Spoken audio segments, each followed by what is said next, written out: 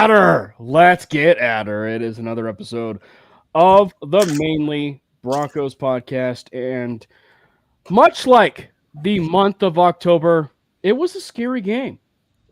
It was a scary game for the Broncos and the New York Jets game. However, much like true to form, it was a close game between the New York Jets and the Denver Broncos.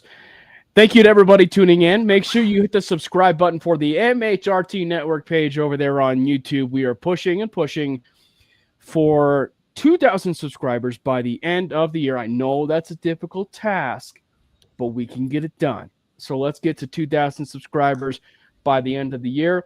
Let's also hit that subscribe button for the Mainly Broncos YouTube page that has gotten started in the last couple months. We are doing a whole bunch of short form content that is actually over there on YouTube. It's over there on Instagram. It's also over there on the TikTok machine. So make sure you follow us over there. We recently just had a post about Dre Greenlaw. Now, you all are probably wondering why Dre Greenlaw. We'll get into that here in a little bit. But nonetheless, we have a great show lined up for you guys because we aren't just going to be focusing on the maybe some doom and gloom of that Jets and Bronco game, but we're going to talk about Demaryius Thomas, get a chance to maybe rehash some memories about DT and rehash some memories of Super Bowl 50 because they're going to be honoring the Super Bowl 50 team as well as Demaryius going into the ring, the late Demaryius Thomas going into the Ring of Fame. Before we dive into any of that, gents, Brandon, Jordan, how are you feeling? Brandon, you good? That was the worst game I've witnessed since the Matt Ryan, Russell Wilson Colts game. But it came out with the W. That's the other good side of this, at least.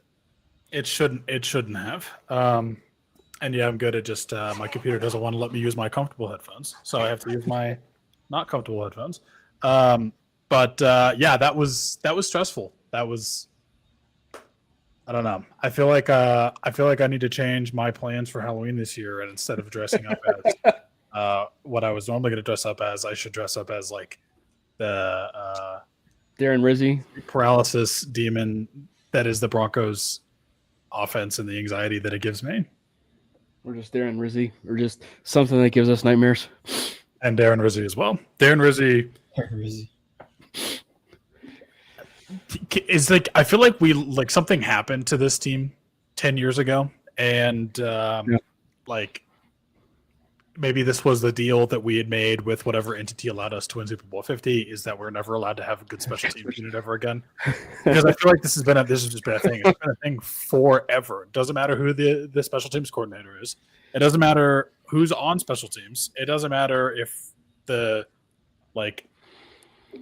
because the whole roster is different. It just doesn't, no matter what. It's never cohesive. Like it's got to be a bad special teams unit.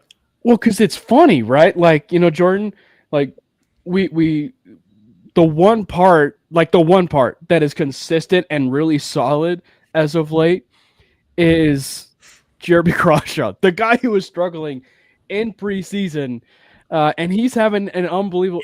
Frankly, he's having a Pro Bowl season. Yeah. At the in the midway point of the season, but everything else is just it's upside down. It is. At least Carshaw's playing well. I mean, if he was playing anything like how he did in the preseason, imagine the uproar that would have been. Yeah. If he was continuing it, yeah. I mean, he did have that one. He had one punt that was preseason form, but other than that, he's been good. Yeah. Which, thank goodness, man. Like, I can't. Like, you remember this thing goes back so far with like the Marquette King days of like, oh, we're gonna have a good punter and like Marquette altitude King. Because you think that's all. Like, you would just assume that that's going to be some form of a factor when kicking a football at high elevation. That the air is thinner, it should be easier to kick and easier to kick it further, and that's kind of just never existed. What a legendary! It just culminates in now having the Jeremy Crawshaw experience, which is been a roller coaster, although thankfully this is the part of the roller coaster where it's fun. Right. But that special teams unit was absolutely disgusting. I will say that should have been this. Jets shouldn't have scored a single point. Not a single point. Should have been a zero goose. There were some questionable things, refs-ish things we'll talk about. But the Marquette King days, I still remember friend of the program, Sarah Bettinger's. Brandon might remember this, but I still remember his tweet that went viral when Sayer went to training camp, and he's videoing Marquette King punt footballs into a trash can, and he's getting close, or it's getting into the trash can and everything. So yeah, that was a whirlwind of a time. But let's kind of talk about the negative side of things here. Just get that out of the way, and then we'll kind of dive a little bit into the positive, which for the most part is that defense that the Broncos had against Justin Fields and everything. But Jordan, your reaction to this London game versus the Jets? Real ugly. At least my expectations going into the game wasn't high to begin with. I mean, I even predicted a very low scoring. Yeah, you and I were kind of on the same wavelength as far as trap game almost. We all three of us were like, this is going to be a high scoring game. Yeah. I didn't think it was going to go that low, but go ahead. Yeah, I mean, you were low too. Yeah. I picked 17-14, and I was like, all right, that's a low scoring game, but I guess, it went lower. Those overseas games, I'm very so weird. Everything is weird about it. All the players talk about it. The coaches talk about it. I mean, obviously, to the media, they obviously say that they're grateful and all that to be playing overseas and all that, but it's tasking for everybody. And I don't know what it is with London games, but something weird always happens. And, of course, it has to be another Broncos game where we just look whatever on – not even whatever. We look bad on national television to everybody. Yeah.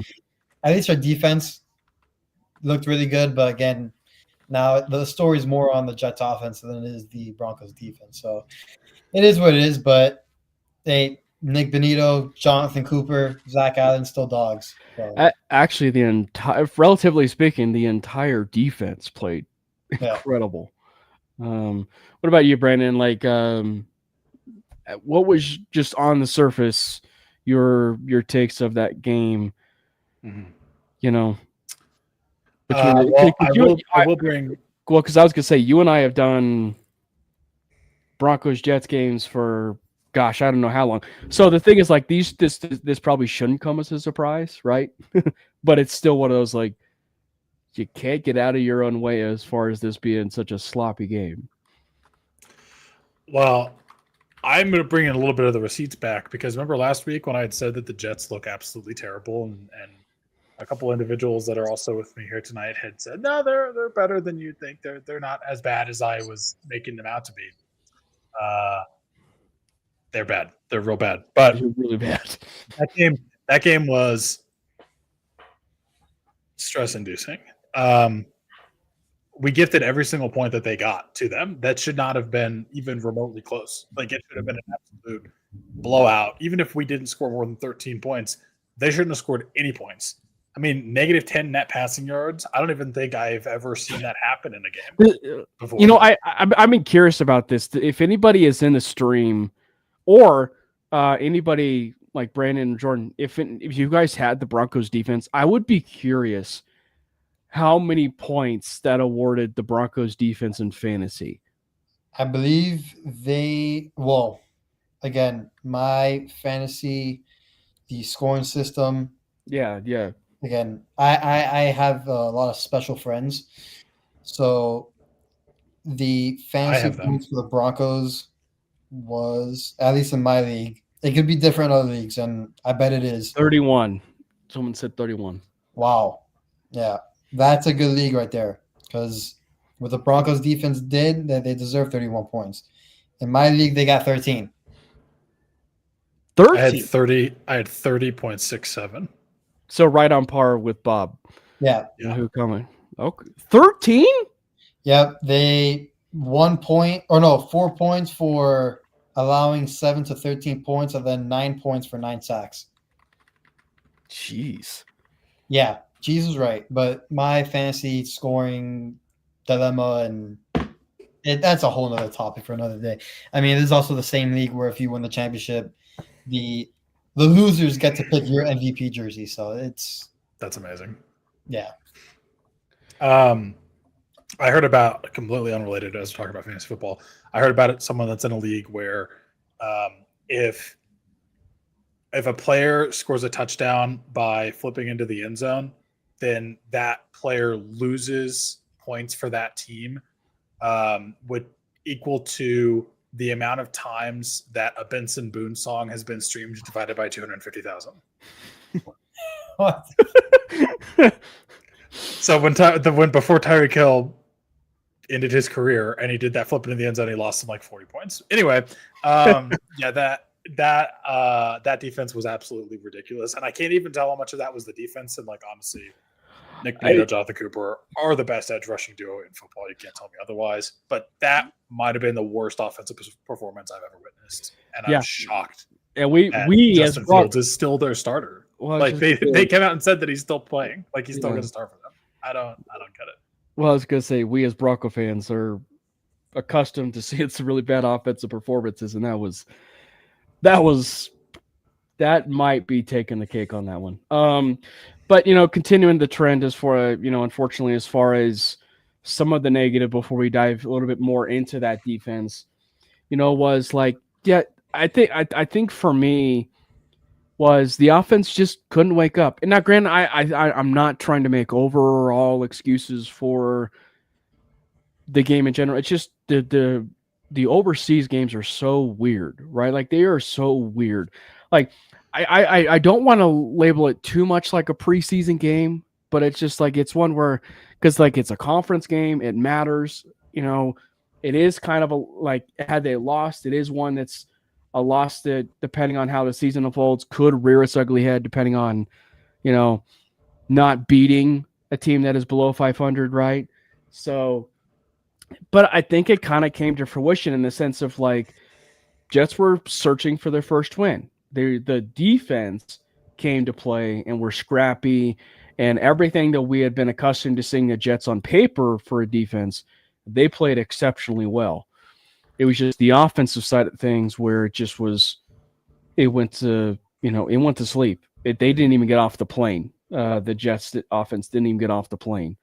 And I think that it's one where it's hard to kind of evaluate a game like that too. But I think that from the Broncos offensive side of things, like to a certain extent, we would be talking about a completely different game had the offense decided to put its foot on the gas pedal in the second half, which they didn't. Now, I think this is going to be weird for me to say this. In some ways, a good sign, because the Broncos, they've struggled to put a full game together for a full 4 or 5 game stretch as of late, which they probably will here eventually. But when you see the games where they've struggled in the first half, or they struggled in they struggled in the first half and they gotten better in the second half, like you rarely see it to where they've been good in the first half and then bad in the second half. So I think that this was a case where it's like it was weird to see them be out like that and playing so well. And then in the second half, it was like they just took their foot off the gas pedal and just started moving in slow motion. Well, the biggest takeaway I think I had from this game, real quick as well, just to touch on the London game side of it, like these international games are always weird. You never know what you're going to get. Yeah. But I kind of subscribe now to the theory that the NFL is actually purposely trying to make Europe dislike American football more, because the games that we're playing, that we're like showing them in London, you can't tell me that they looked at those schedules and like with a straight face had said, yeah, this is probably a good product to show to our European cousins that are interested in football. Right. That because like the first game was the Vikings with Carson Wentz against the Browns. And I think the Browns started. Who did the Browns start there? Dylan Gabriel. Love that. First start. First start. And then obviously the whatever that just was that we had to witness. Next week is going to be the Jags and the Rams. So that one at least could be decent, but like they're not putting good games together for like the London audience. So that just is funny to me. But the number one thing that I took away from this game is how much Ben Powers was absolutely needed on this offensive line. He's underrated. And also, I have to say, Matt Parrott, I apologize. You were not good, but I didn't realize you were playing the whole game with the torn MCL. I Quite honestly atrocious. But it makes sense now looking back on it because he was injured. But it was actually like the offensive line fell off a cliff, or at least that specific guard spot. Ben Powers, please heal up and come back as soon as you possibly can, because we absolutely desperately need you. And I think the latest news is like Palczewski, that we're a fan of, is maybe going to be filling in there. I like him more as a tackle, so I don't know what he's going to do at guard. Maybe he'll be okay, but I don't know if it can be worse than what we saw from Parrott, injured Parrott. Can't be worse. From last week. That was so bad, Yeah. so bad. But that was my biggest takeaway. Is like, man, Ben Powers was crucial to this offensive line.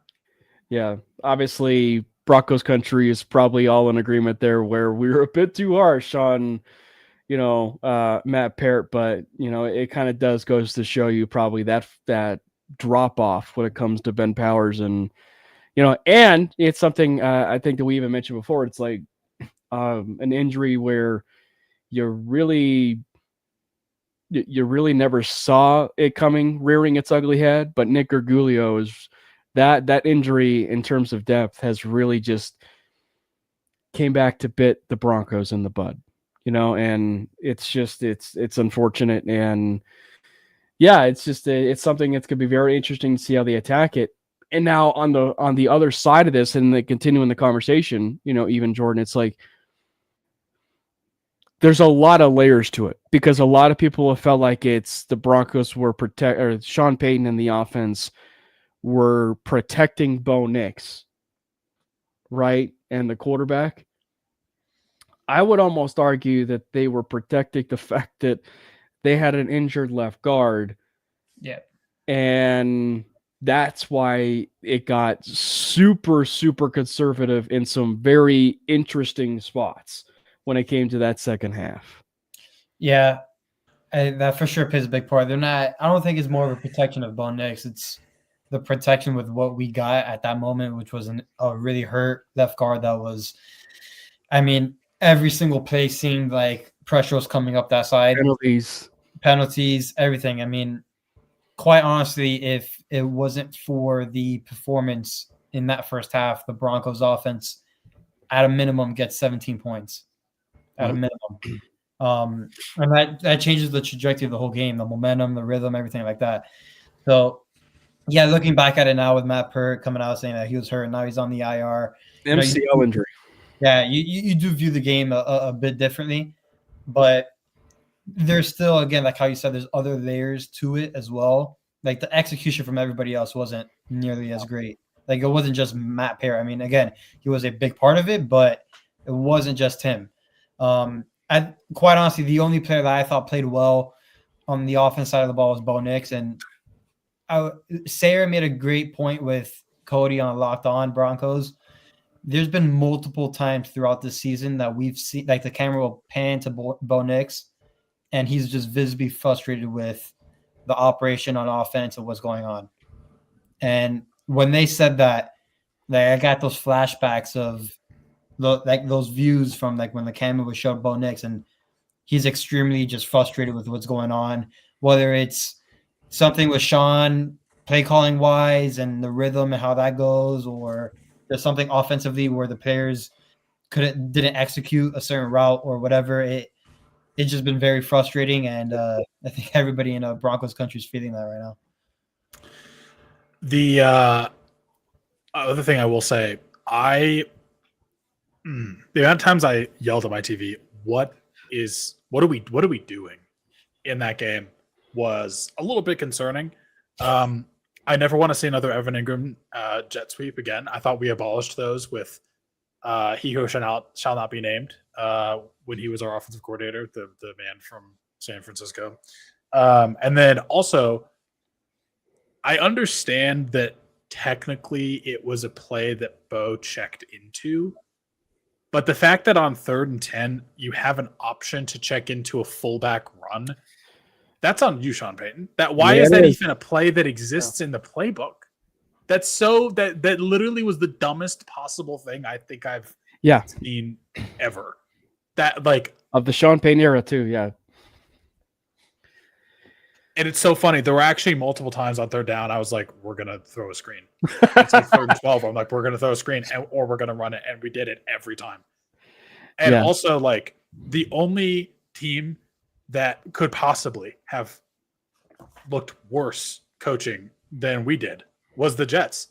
Because they ran the most obvious fake punt possible, which, of course, if it was that obvious, why didn't you do anything to stop it? But whatever. That's on Sean. But then also they get it, and then they don't even do anything. No, yeah. They don't even run another play. That game was on. It was.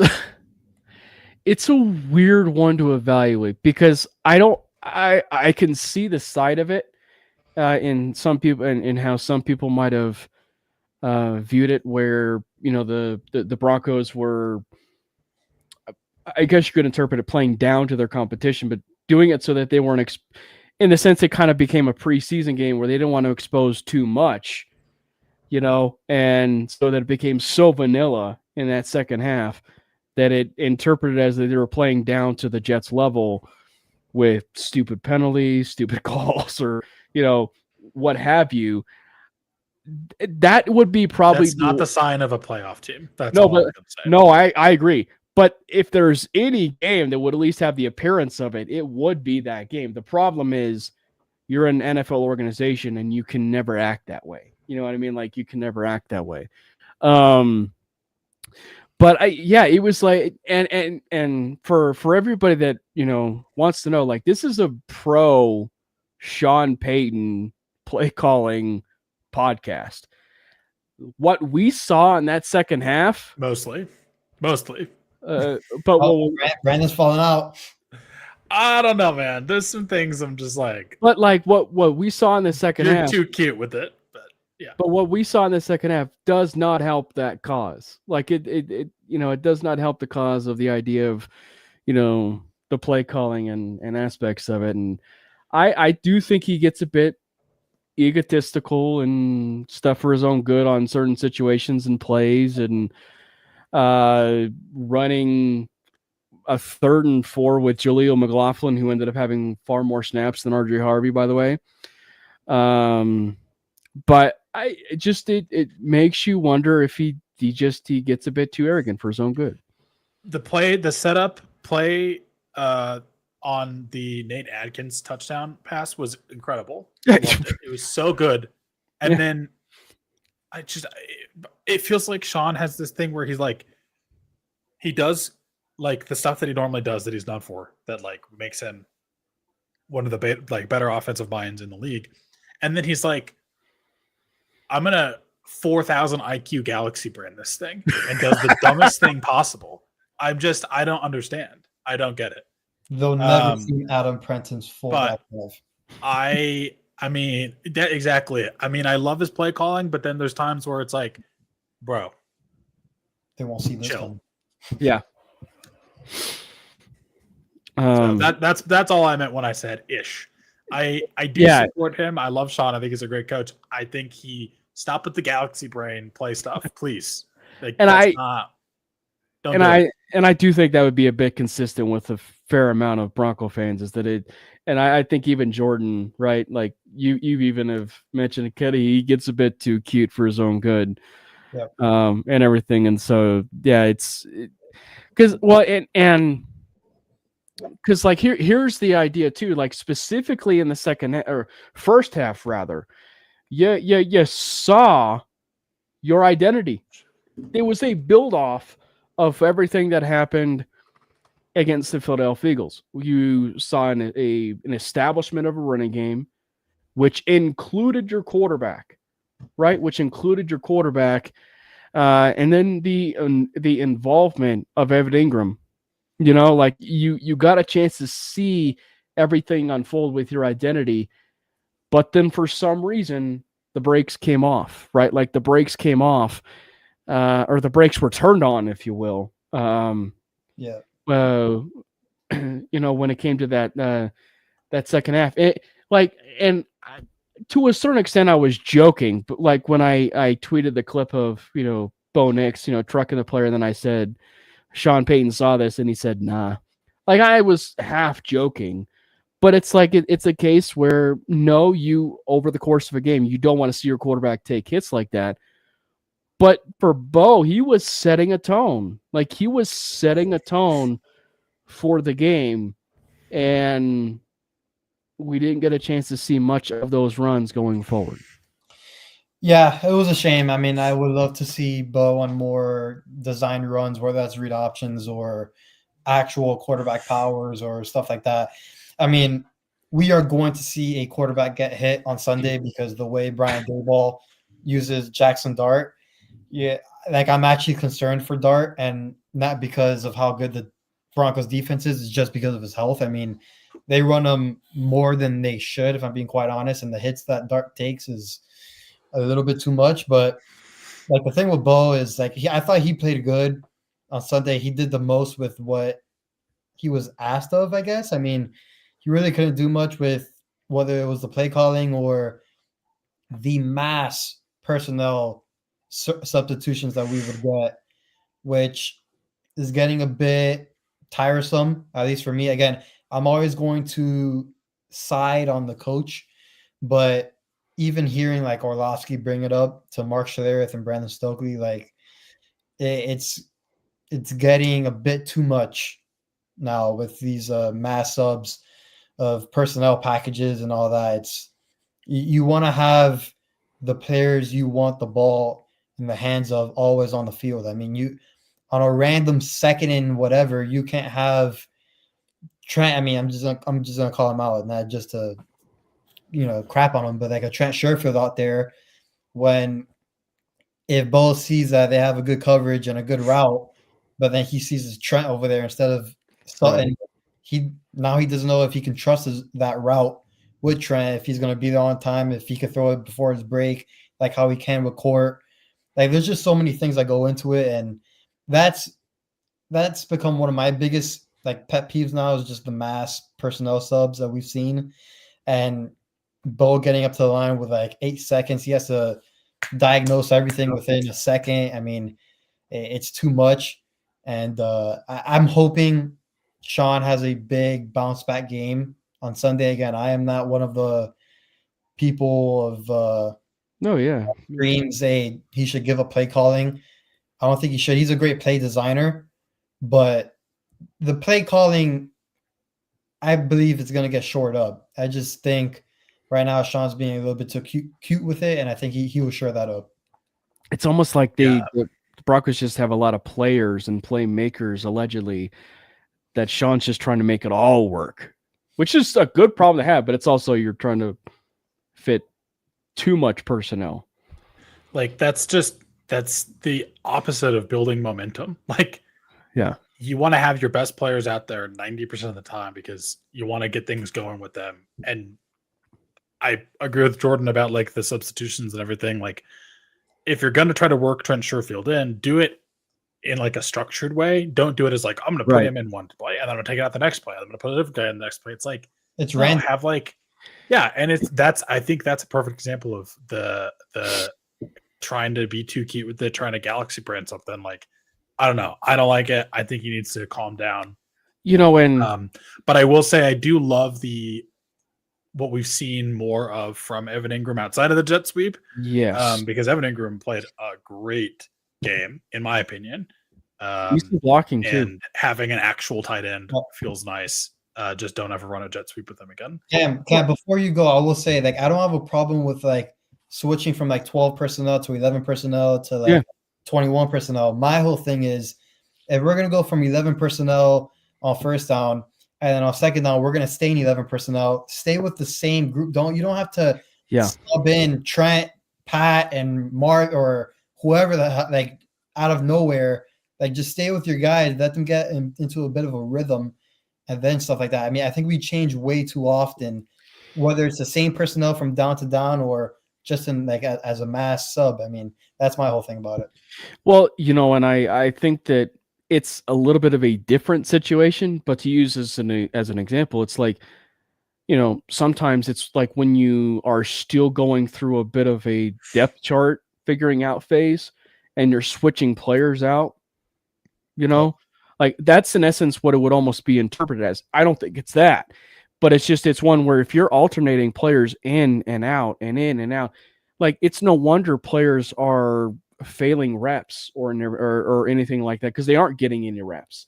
If they were getting reps and consistent amount of reps, then the amount of Trent Sherfield overthrow opportunities between Bo Nix and him would probably be few and far less in between, or Pat Bryant at times, or even Troy Franklin, maybe at times, like in terms of the amount of drops, as much as it is at times so catastrophic at times with his drops. I just think that it's one where you're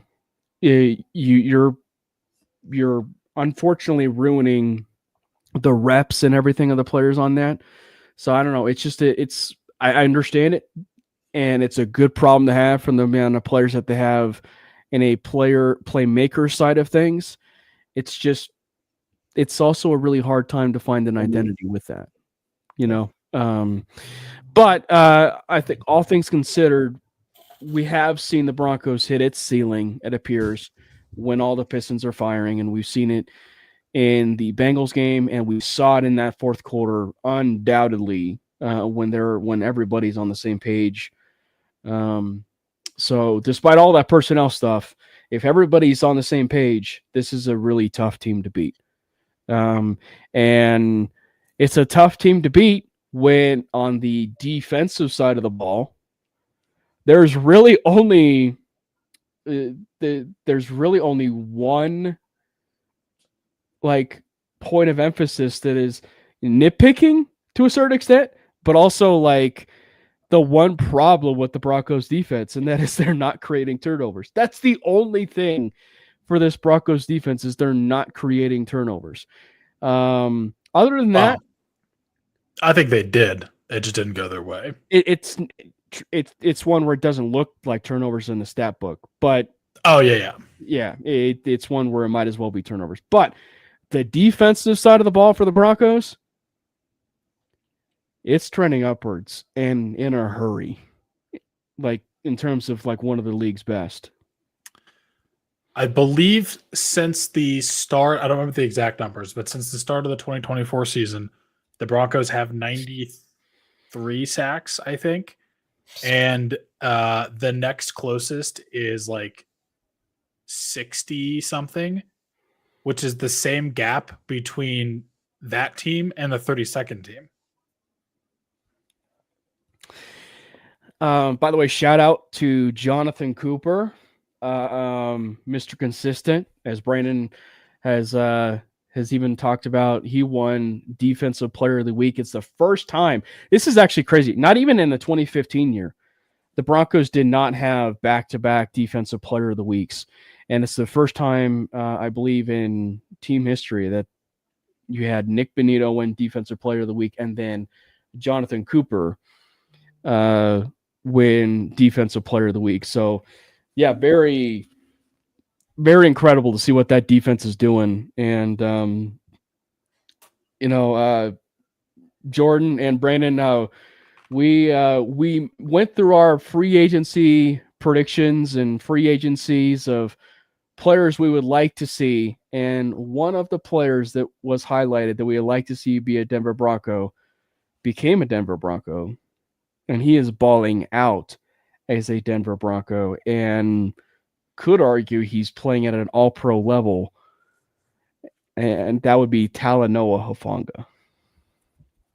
Dude, Talanoa Hufanga is about to play Cam Scatterboo next week, and I feel like we're going to witness something special, and I'm slightly concerned for Cam's health. He might pass away.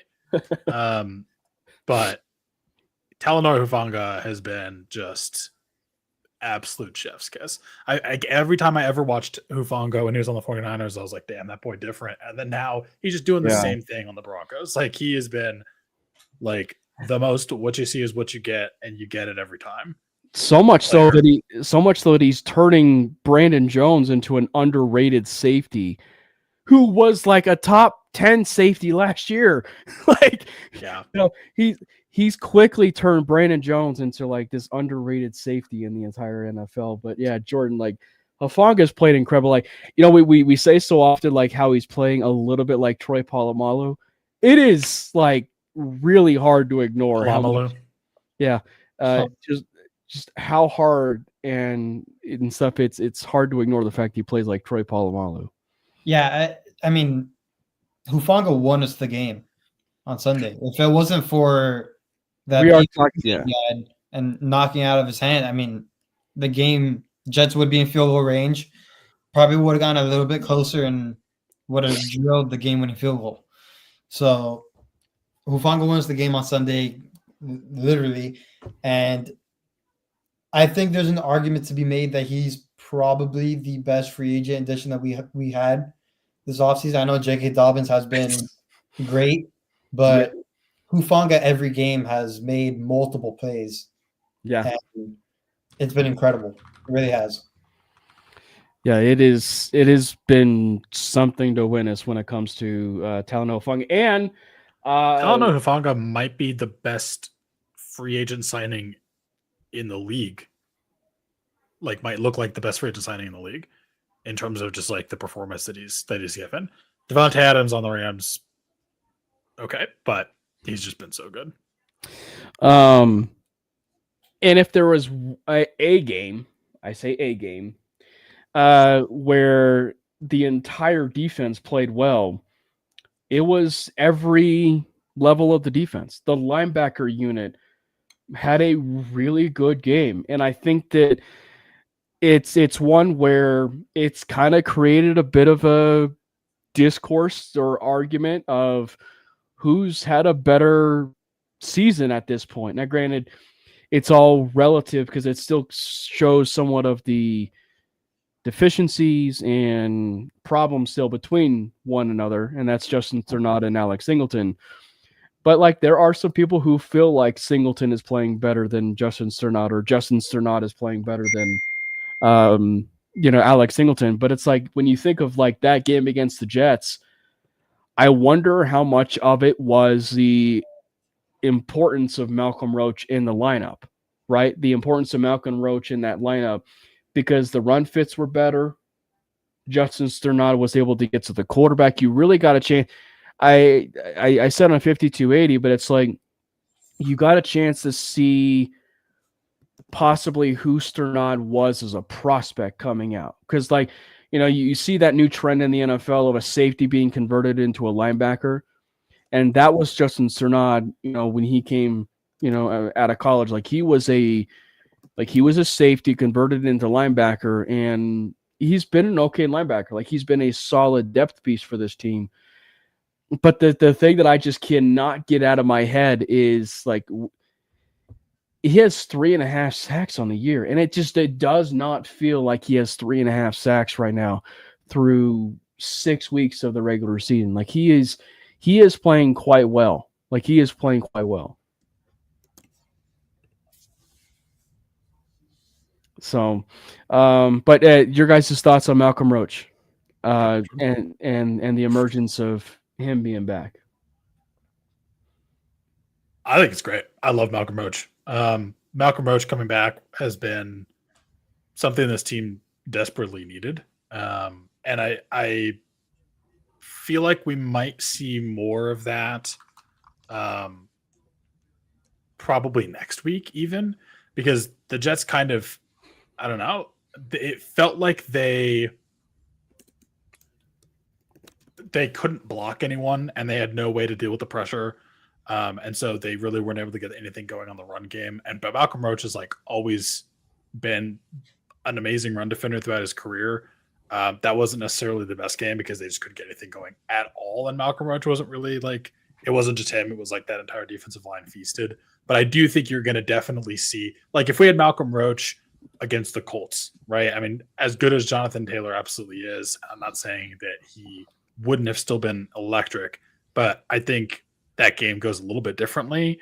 And I think we're going to see that more next week with the Giants because of the aforementioned Cam Scadaboo, who's looked really good so far as a rookie. And Malcolm Roach is going to be able to kind of shore that up a little bit and be more of that kind of stout run defender that the defensive line needs to kind of have available to make sure we're not giving up these like 70-yard runs. That again, I know Jonathan Taylor, super, super good running back, but you can't have that happening, right? So I'm excited to see how that's really going to go next week, but I do love Malcolm Roach. I'm glad that he's back. Again, the whole defensive line feasted, but he's definitely a part of that. I think we're going to see him even more probably next week. Yeah, I love Malcolm Roach as well. I was glad to see him back. It looks like this defense is getting healthy now at a time where we're hitting their stride. I don't think it's going to mess up the momentum or the rhythm of the defense. I think it's just going to get stronger. Again, Malcolm Roach was already here, so he knows what the defense entails. When it comes to the other guy that's coming back, Dre Greenlaw, I mean, now that's going to be a scary sight with him. Other additional Hufanga, who's been playing last time. I mean, it's going to be real good. But yeah, Malcolm Roach, he is also like a Mr. Consistent type of guy. It was good seeing him out there. And again, I think he's going to have another big game against the Giants. Talanoa Hufanga has a forced incompletion percentage of 27%. That is second best in the entire NFL behind Cam Bynum. And that is 80% of the coverage snaps, according to Pro Football Focus. He's been playing lights out. And that is actually not even surprising. And that is actually just above Brian Branch, the famous Brian Branch, who stupidly decided to appeal his 1-game suspension. Yeah, that didn't go well. Yeah, Talanoa Hufanga, all pro safety. By the way, as a sidebar, why even appeal that? Like, you clearly punched Juju Smith-Schuster, and then now we try and appeal. Side note, though, I feel like I don't think I've ever seen a single player not appeal their suspension. I think it's just something their agents tell them to do. It's just, I don't know. It's just one like that's like such a bad look, in my opinion, because it's like you punched the guy. Like, it is literally on national television. You punched the guy. So why are we appealing? I mean, I don't know what he thought was going to happen, but it just seems to be the default move for every player that ever gets a suspension is they have to appeal it.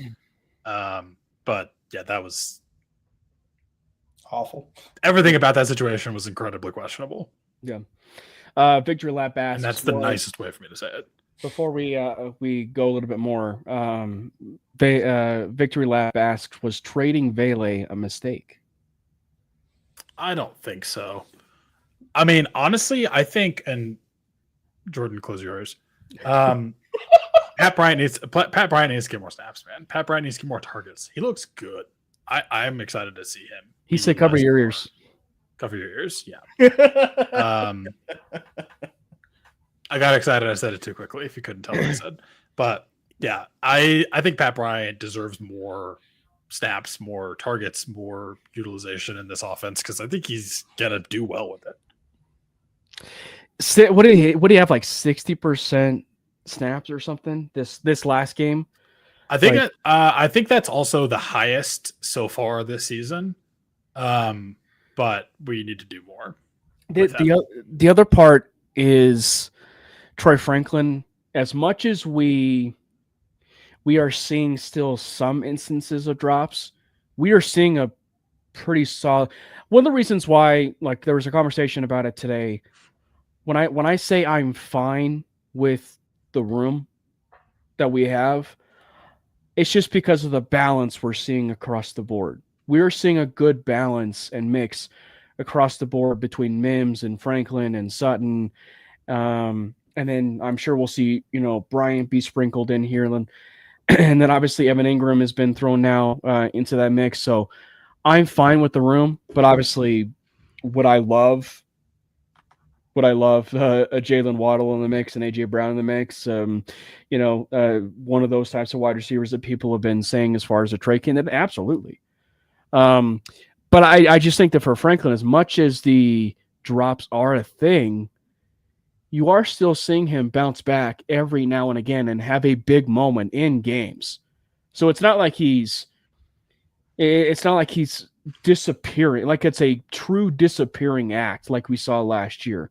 The other side of this too is like, you do not call a play a 2-point conversion to call back last week for not just your confidence in your quarterback, but the confidence for your wide receiver to win on that speed out, and catch that ball specifically, for that 2-point conversion. So I think that there's pieces there, and I think that Franklin is another element of the Bailey answer where he's been answering the call of one of the reasons why Devon Bailey has been traded. And frankly, aside from the fact that Evan Ingram was brought in to be your pure slot guy at a tight end, which I think we're starting to see a little bit more and more of, the emergence of Pat Bryant and Troy Franklin in that preseason was the reason why Devon Bailey was traded, in my opinion. Easily. Yeah, the question about Vele, was it right to trade him? I think it's like it wasn't a mistake on the Broncos' part. I mean, the compensation they got from him was more than good. You got to take it at that point. But the problem with all that, and I'm not going to get into each individual wide receiver because it's gone. He'll do an article about it, though. It's gone overboard with people commenting and all that. But what I would say is that within the offense, Sean is trying to feed, or he's feeding the wrong people. And what I'm meaning by that, he wants to have an everyone eats mentality. Which is okay. Offense, which is okay, but that you need to have the ball in the best player's hands. I mean, the fact that Son didn't have the ball, I mean, he only had one catch for the whole game, but the fact that he only had 3 targets, Troy rarely got the ball, Marvin Mims, who's electrifying when he gets the ball, rarely had the ball, even a guy like Pat Bryant, I mean, those guys, they need the ball, and I understand he loves Lucas Kroll and Adam Troutman and Adam Prentice and all these people, but at the end of the day, your main playmakers need to get the ball. They do, and it goes back to the personnel packages and substitution that he does, and wanting to get everybody touches. But at the end of the day, when you look at the Rams, when you look at any other great offense, their best players are getting ball. Right now with the offense, it's an inconsistent week in and week out on who's going to be the top target this week, and that you can't function as an offense like that. Yeah. Let's go into this game against the New York Giants. Spoiler alert, I do have the Broncos winning this game, but it's going to be a bit of a tricky game. Like, maybe not so much like the snooze fest that was in London of the scary hours, like the month of October. But I think that like it's going to be a bit of a defensive battle in a sense. Like it's going to be one where the offense is going to have a tough test. Or I should say the offensive line is going to have a tough test. And, that defensive front from the Giants, it's not maybe nationally probably it needs as much national recognition as it probably should with the amount of edge rushers and pass rushers that it has at its disposal. With Abdul Carter, Kayvon Thibodeau, Dexter Lawrence, Brian Burns, like they have pass rushers galore that can, eat that left guard of possibly Alex Pavlovsky or even Calvin Throckmorton. So I think that Yeah, it's going to be a very interesting game from the offensive line side of things. So that is probably numero uno as far as matchups to watch. Is the offensive line still against that New York Giants, defensive line? But I think the other side of this too is the turnover side of things really on the offensive side really has been from the quarterback side and really like it's starting to kind of go down a little bit. But, got to be a little bit careful, right? Like you got to be a little bit careful specifically with this Giants secondary because no, their corners are okay, but it's really that safety unit. That safety unit is really, really good with Javon Holland on that back end, who was a signing that came from Miami. So it's going to be a very interesting game, Jordan and Brandon, like when it comes to the offense and that defensive side of the ball. Yeah, I mean, I'm excited to see this game. I also do think it ends up being a victory. But also, as much as it's been incredibly difficult to be a football fan in New York recently, I do think, at least on the Giants side of it, they might have something here because Jackson Dart looks pretty good. And also, Cam Scatterbo is already a local favorite. He's been just electric. And also, have you guys seen the video of him I feel like it's kind of an everywhere, but when he was in college and all of his the team is walking past him and he's just slamming his head into the wall. Yeah, he's not gonna have a long career, but damn, it's gonna be fun. He's here for a good time, not a long time. There's a reason why some of the comparisons, probably myself included, we're throwing Peyton Hillis in the mix. Yeah. But no, you said it. I mean, this Giants defensive line and defensive front is kind of terrifying. Brian Burns, I think, is the only person behind Nick Benito in sacks in the league right now. Or maybe his name, I think he might be tied. And then Abdul Carter, we haven't even seen much of him, but supremely talented pass rusher. Yeah. Who's a rookie. And then I don't know if I would call it necessarily a reclamation project of Kayvon Thibodeau, but he's kind of been right because he's kind of been off and on, but he's looking decent. He has 2.5 sacks. But I mean, that's going to be a test for this offensive line for sure. And I think, unfortunately, we might see more evidence that Ben Powers is sorely needed. But I think it's going to be a good game. I do think, to me, the biggest thing is going to be, are we able to, again, stop their rushing attack, which is why having Malcolm Roach back is going to be huge. Yeah. Jordan? But they don't really have many pass weapons in the pass catching game, at least. No, they don't. Yeah. And then our pass catchers are going to be kind of crucial in this game, too. The Giants love to cover one man, so they're going to have to win their matchups. I expect Sutton to have a big game on Sunday. I think Troy Franklin and Marvin Mims actually gets more involved than they did against the Jets, and they win their matchups as well. I mean, you're going to have to win your man-to-man matchups, and I think I like our receivers against their corners. So we'll see if they can scheme up some nice plays. I'm surprised we didn't see more from Marvin Mims, honestly, against the Jets. I mean, he had that really nice gain kind of ran a wheel route up the sideline, and I want to see more of him. But Franklin, he's gonna be fine. I actually think he gets a touchdown this week. That's what I was kind of doing a layup for, because I think that this is a weird game, because in a certain extent it's like the Jets game, where if it was a tight defensive game that the Broncos pull away a little bit late, that's kind of what I expect here. I do expect a much better and clean performance when it comes to that offensive side of the ball and offensive side. What I'm about to say, though, is I would not be surprised if it's truly the 2-score game that we should have seen in the New York Jets game. I would not be surprised if the Broncos won by 2 scores, like it's a 27-13 game, or or it's a 34-13 game. I would not be the least bit surprised by that, because the part where it gets tricky is even though Jackson Dart, relatively speaking, is playing well, and Cam Scatterbo is playing well, that's your offense. Like that really is your offense at this point. And Philly was the former Super Bowl champs, but there's a bit of some softness to that defense, you know?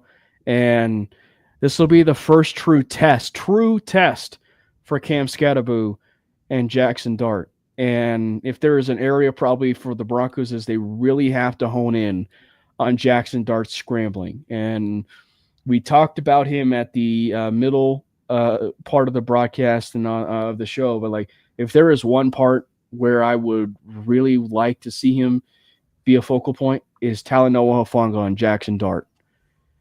Use Hufanga as your QB spy on Dart as much as you can. So when he is scrambling and he's moving around, that's the guy that you go to that can kind of get there as soon as you can when he scrambles out of the pocket. I do think between Justin Fields and I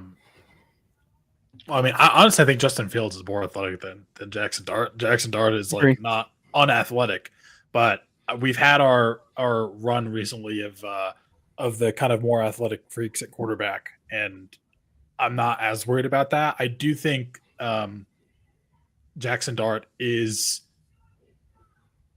very someone you're able to get sacks on. Like that's the one thing that I've kind of noticed with him so far. I think he's taken like 8 sacks in his 3 starts. So I think this pass rush is going to have a day again. Well, and this is going to, as we said, this is going to be Jackson Dart's and Cam Scatterbo's toughest test today. It's going to be the offense's toughest test to date. Between like after going against Jalen Hurts and then Justin Fields back to back, I think Jackson Dart's more manageable. Yeah. Well, go ahead, Jordan. No, I was gonna say when it comes because it is. I'm gonna bring up a whole different subject. When it comes to Troy Franklin, as I've gotten the notion of everybody like he has to work on his hands and stuff. Yeah, he did have a drop in the Jets game. It was just that fumble in the beginning, right? Yeah, I think it's just more so just in the season. Oh, okay, because I was gonna say I don't recall him dropping the ball, and I think 2 of his more dynamic plays got called back due to penalty. Penalties. There were a couple overthrows too. It wasn't really on Franklin. Yeah, so I'm not worried about Franklin whatsoever. But I mean, if you're calling us for what it is, it's been a better season for Troy too. Like it's been a better easily. season. Yeah, you know, it's been night and day. Yeah. So the other side of this is we're gonna have a bit of some fun. So with it being the New York Giants and Broncos game, they're going to be honoring Demaryius Thomas to the Ring of Fame and the Super Bowl 50 team, which will also include the late Demaryius Thomas in that as well. Obviously, we are big Demaryius Thomas fans. So we'll start with you, Brandon. What is we've had this conversation before a few times, obviously on the show, but like, why don't you take us through some of your favorite moments for Demaryius over the course of his career as a Denver Bronco, and for people that are in the chat, drop what your guys' favorite DT memory and moments have been over the course of his career as a Bronco. I have to say, I mean, as much as I want to talk about like what he's done on the field, and specifically we're going to talk about the Steelers because we have to. How do you ignore it? I think my favorite part, honestly, about Demaryius Thomas is Demaryius Thomas as a person. Demaryius Thomas as a person? He just was like, he was that infectious energy, always smiling guy that was just a light.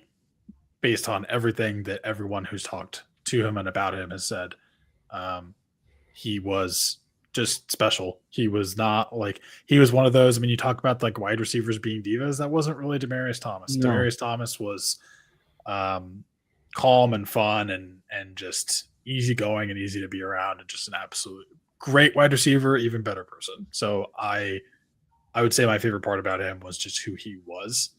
And that was taken way too soon. Obviously also a special player on the field, but just better man. Yeah, he was amazing. Jordan? Yeah, I mean, Brandon put it nicely there. I mean, I would, if I could repost it, I would. But no, yeah, I mean, Demaryius Thomas was everybody, all the stories that have come out about him with like how great of a person he is off the field. I mean, all very. I mean, he was one of one. He probably when it comes to like Mr. Bronco, like I think Demaryius Thomas is. I think he's like he personifies what a Bronco is. He is. I think I've said it even numerous times, and it's the main reason why Justin Simmons and Demaryius Thomas are my two favorite Broncos. And obviously Pat Bowlen was in his later years, but those are the two players where Pat Bowlen would be smiling, knowing the fact that those two were representing the organization. And Demaryius Thomas represented the organization really well. Like he had a smile that lit a room. And I love how, and I really do love how, when you think about it from the perspective of what you mentioned there, Brandon, is like you really do talk about him as a player, but people really should be focusing a little bit more about him as the person, like the person that he was off the field. Some of the favorite plays, moments, if you will, that were I should say big for me. You have to start with the obvious, which is the Pittsburgh Steelers. Tim Tebow to DT. That is actually one of my favorite plays, if not the favorite play in Broncos history, obviously. The other one that I think is actually one that maybe some Bronco fans won't put in terms of the top 3, top 4, top 5, if you will. But it's one that is like, I think about the week leading up to it and how he shut up the narrative and everything, and meaning Peyton and everything, was they were playing Detroit, and it was a very young Darius Slay. And Slay was at that time really good as a corner. Like he was a young, very like superstar corner, but also like very flamboyant, if you will, like very outspoken, and he was talking about DT or not DT, but he was talking about Manning, and he was talking about, throwing ducks and everything. And then the Broncos go for it on 4th and 2. The Broncos go for it on 4th and 2. And DT posterizes Slay. He posterizes Slay where it's a 50-50 ball, and he catches it and he runs into the end zone for the touchdown. That's one of my favorite plays that is not talked about. I will say my favorite game is the Arizona Cardinals game. The Arizona Cardinals game with DT, where it didn't even matter who was guarding him. Patrick Peterson, Antonio Cromartie, who was probably 75 years old at the time. It didn't even matter, who was guarding him. He was running up and down the field, like up and down the field. I mean, that was incredible. Is that still the franchise single game receiving yard record for the Super Bowl 48? Yeah. Let me double check this. I mean, at that time, it broke a record, right? Like at that time, it broke a record, but I don't know. But I don't think anyone else broke it. No, I'm pretty sure that's still the record. Yeah, it is against the Cardinals with the 226 yards, 11 years ago.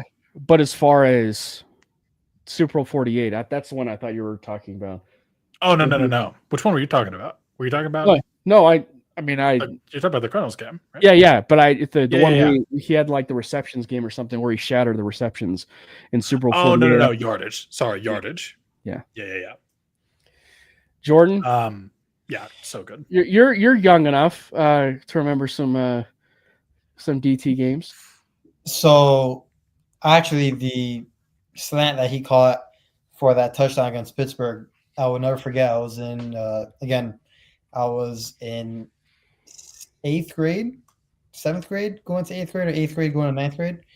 And I was in my parents' room on the bed watching the game, just there chilling. And I remember like vividly remembering that play and stuff, and just how awesome it was. So DT for sure one of my favorite Broncos of all time, and I think I will never forget where I was, how I watched it, and all that. Yeah. DT against the Steelers in general, man. He just kind of burned the Steelers organization. I remember maybe that's why Ryan Clark is so bitter, by the way. Maybe. I mean, I remember that one game. I don't remember what season this was in, but it was Peyton Manning, where he catches that screen for like 70 yards. Yeah, was it the Ravens or was it the? That was the Steelers. No, it was the Steelers. Yeah. No, the Ravens was when you're thinking of when Peyton Manning threw 7 touchdowns in week 1. Yeah. But yeah, you want to talk about a wide receiver that Sean Payton would have loved, with those bubble screens. Yeah, Demaryius Thomas would have been right up there. And the other thing, of course, is a Super Bowl 50. They're going to be honoring Super Bowl 50. The team, that is one of the most legendary runs of a defense. When everybody talks about the fact that there was some luck involved, and I think that there's, to a certain extent, some luck involved when it comes to having things bounce your way. But, it also still fell into the category about the Broncos' execution and the execution of the moments and the key moments. So what were some moments or a moment where you knew the Broncos were going to be winning the Super Bowl? There's a comeback against the Chargers. Jordan? For me, at least. I don't know. That's a tough one. Cause remember, I'm in middle school, so I'm kind of like, I don't Wait, you were in middle school? Yeah. Bro, I feel old, man. Yeah. So I don't want to say oblivious, but I was kind of delusional about the whole thing. Man, I was in college. I don't want to think about that. I wasn't really really in depth of oh, we need to fix this. We need to. I was just a normal fan, just cheering on a team. So you're saying you're not a normal fan now?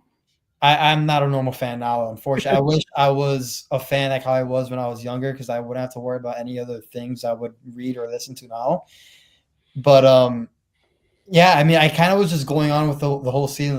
We're pretty good. I love Von Miller. I love Keith. I just love this whole team. So yeah, I mean, CJ Anderson also was one of my favorites as well. Mm-hmm. So I don't know, I can't really pinpoint a game of where we're gonna win the whole thing. I just remember our defense being so good, and I remember the saying that defense wins you championships. And I think when I was younger, when I heard that, I was like, we might go all the way. Yeah, I think that's it. Unless it's a true dominating season, from every phase, offense, defense, it gets to be pretty hard, because there's areas where it's for the Broncos, there's games where you look at it and it's just wow, that really unfolded our way, and so I don't want to say it was this particular game, but it was probably the one game where probably kind of raised my eyebrows and said we might actually have a chance at winning the whole thing. And it was the Chiefs game, the Thursday night Chiefs game, where Broncos legend Jamal Charles fumbles the ball with 15 seconds left, and Bradley Roby picks it up and takes it in for a score to win the game. It's that's the kind of stuff you can't script. That is legitimately the kind of stuff that you can't script. And then obviously the game of all games, in terms of not just Super Bowl 50, but the game of all games that everybody's going to be talking about for a very long time from a defensive side of things, was when they had Tom Brady in hell. And yeah, and I will say for a good 58 minutes, I was not sweating. And then for 2 minutes of that game, between Rob Gronkowski and Tom Brady, Brandon, I was kind of sweating a little bit. Yeah, that game had me on the edge of my seat for sure. But that was an absolute just world wonder to watch that game. But yeah, no, just to touch on, because I said the Chargers come back. I don't know, just something about that. When you have which also had like a 70-yard Demaryius Thomas screen touchdown, by the way. Something about like just you couldn't have scripted it more. Like even if they scripted it, you couldn't have scripted it better. Like you get out to that hot start, and then everything that can go wrong goes wrong. 5 turnovers. I think at least 3 of them were fumbles by different players. And then watching Peyton Manning warm up on the sideline at halftime and come back and score 24 unanswered points, I think, or something like that. Just Monday Night Football. Football. Was crazy. Absolutely crazy. Yeah, Monday Night Football, and kind of ended up being the Chargers staple of, when they're up 24 points, we know exactly what's going to happen. And that was like, I don't know if that was the beginning of the meme of the Chargers charging, but it was up there. We were getting. You guys want to know? This is how young I was when the Broncos won the Super Bowl. No, you're just trying to make me feel old. Yeah. George is making us feel old, I guess. But no, there were some there were like legendary names that like were not really, I should say, like not really household names. They were like making like legitimate plays in the Manning era, and like you referenced the Chargers and Bronco game with the comeback, Brandon, and Tony Carter Tony Carter had like was it a fumble recovery pick 6 or something like in that game, and it was one where he really didn't amount to much, but with the Broncos, like he had at least carved out a role. David Burton is one of the more underrated Broncos in Broncos history, and he was a special teams ace, right? And yet he was making plays for the 2015 defense and everything. So yeah, that the team was just stacked. The team was just stacked all across the board. So it was a fun time for the Broncos, and everything after in the last 10 years so far, at least until Bo Nix, it's not, and Champagne, it's not exactly been peachy. So to tie a bow on the game between the Broncos and the Giants, we all, I believe, are predicting that it's going to end up being a Broncos victory. So, Brandon, we'll start with you. What is the score?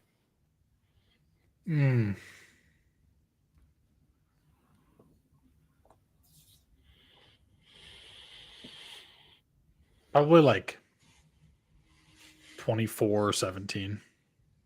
Wow, that's exactly the score I have. 24-17.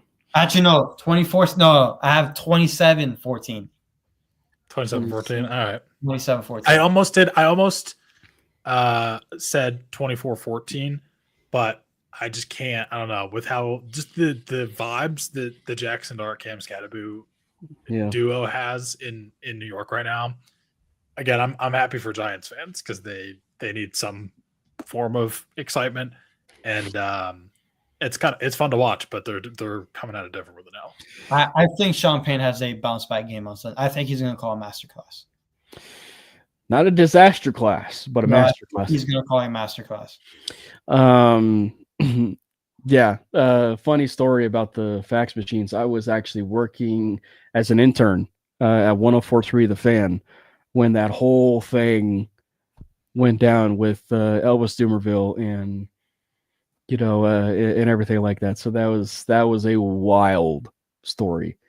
But that was crazy. I think I'm actually going to take it, and I'm going to say the Broncos do win by 2 scores. I just have this inkling that the Giants' offense will meet its match. Because as we said earlier, their offense, for all intents and purposes at this point, is Cam Scatterbo and Jackson Dart. Now, granted, your offense should be leading through your quarterback, but it's just been some other areas, and I think that it's going to be a very tough defense to scramble against because they're so fast sideline to sideline. Dre Greenlaw is going to be coming back, we believe. That's kind of like where I'm thinking is that it's 50-50, but I just have this inkling that he's going to be playing. He was designated to return. I'm going to go 27-13.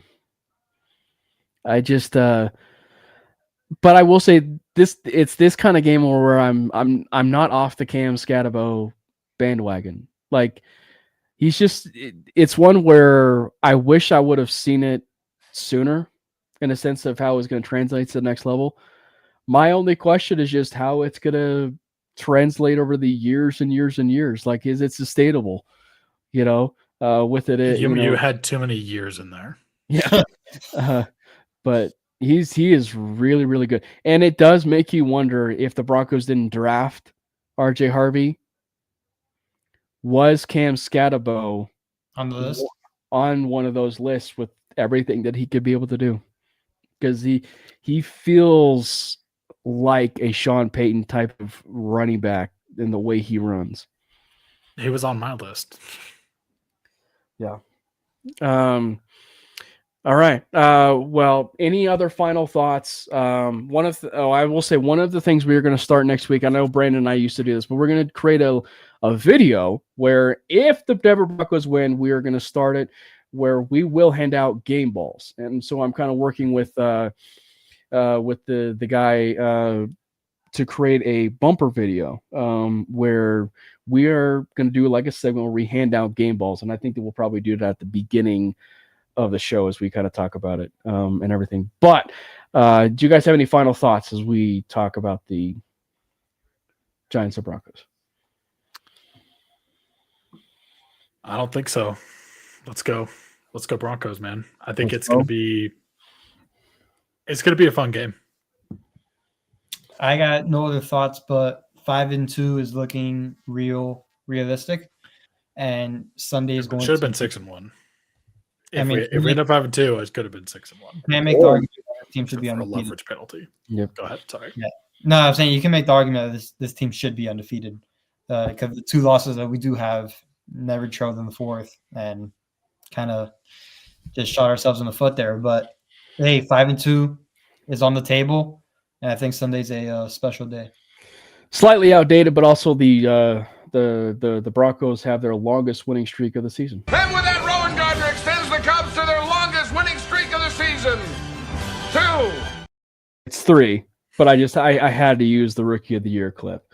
Thank you guys to everybody for hopping in. Make sure you hit the subscribe button for the Mainly Broncos page over there on YouTube. And as we said, we are also pushing for 2,000 subscribers by the end of the year for the MHRT Network page. I believe are at 1.55, I think, as of right now, for subscribers. I know we can get to 2,000. The question is just by the end of the year. Make sure you follow the boys, support the boys, and you can do that with Jordan at Jordan T. Lopez, or Brandon at Brandon Miller PO. Make sure you follow the show handle at Mainly Broncos for Twitter. We are posting clips. I need to continue to say this. We are posting clips and content from the show, so make sure you retweet it. You may not support it. You may not like it, but get a chance to interact with some of that stuff over there on the show handle. We also are doing short form. We are doing short form over there on TikTok and Instagram, as well as YouTube Shorts. And the YouTube Shorts is over there on the Mainly Broncos YouTube page. It's been an absolute blast, and we will see you next Wednesday for another episode of the Mainly Broncos podcast. Let's go Broncos! God bless Bo Nix! Fast lane when I pass in the street, bag of money in the passenger seat. Tempo's been asking for me on the road from the west to the east. Way up, I might never come down, cause the coast's racking up the flame out.